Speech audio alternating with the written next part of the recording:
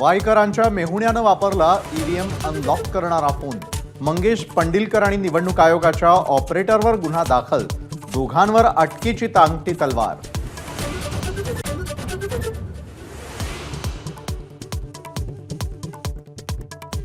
EVM आणि पंडिलकर यांचा काहीही संबंध नाही।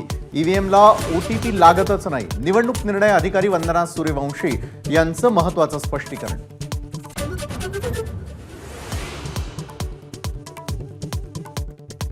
ईव्हीएम वरून आरोप म्हणजे विरोधकांचा रडीचा डाव।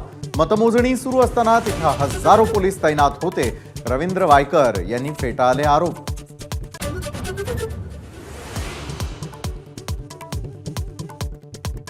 ईव्हीएम हॅक होण्याचा धोका कायम। त्यांचा वापर पूर्णपणे बंद केला पाहिजे। टेस्लाचा सीईओ एलन मस्कचं मत। तर भारतीय ईव्हीएम हॅक करणं अशक्य। माजी केंद्रीय आयटी मंत्री राजीव चंद्रशेखर यांचं प्रत्युत्तर।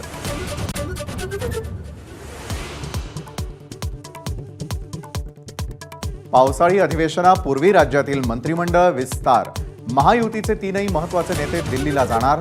राष्ट्रवादीला हवी आहेत एक कॅबिनेट, 2 राज्यमंत्रीपद।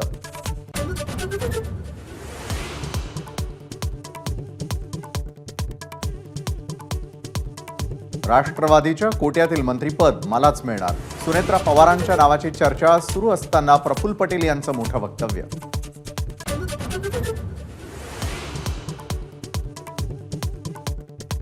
आत्महत्या केलेल्या तरुणाच्या कुटुंबाचं सांत्वन करताना पंकजा मुंडेंना अश्रू अनावर। पंकजांच्या पराभवामुळे आत्महत्या केल्याची चर्चा।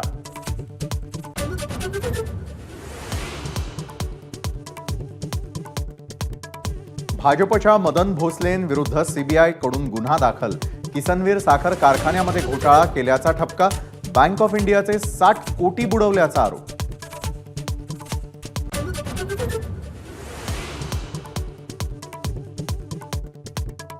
सलमान खानला यूट्यूबवरून जीवे मारण्याची धमकी दिल्याप्रकरणी तरुणाला राजस्थानमधून अटक। बिश्नोई गँगशी संबंधित बनवारीलाल गुज्जरला मुंबई गुन्हे शाखेनं ठोकल्या बेड्या।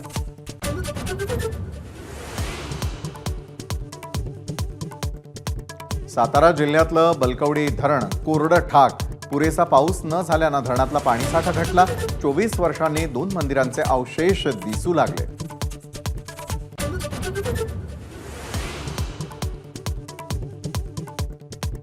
विना परवानगी रस्ते खोदल्यास थेट गुन्हा दाखल होणार। नाशिक महापालिकेच्या बांधकाम विभागाचा इशारा।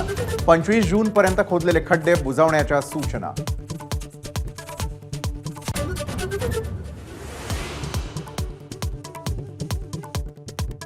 1 जूनपासून मुलींना राज्यामध्ये मोफत शिक्षण देण्याची चंद्रकांत पाटलांची घोषणा हवेतच विरली। जून महिना सरला तरी अंमलबजावणी नाहीच।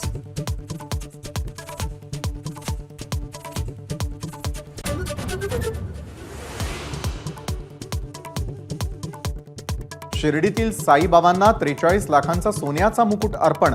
देणगीदाराकडून नाव जाहीर न करण्याची संस्थानाला विनंती।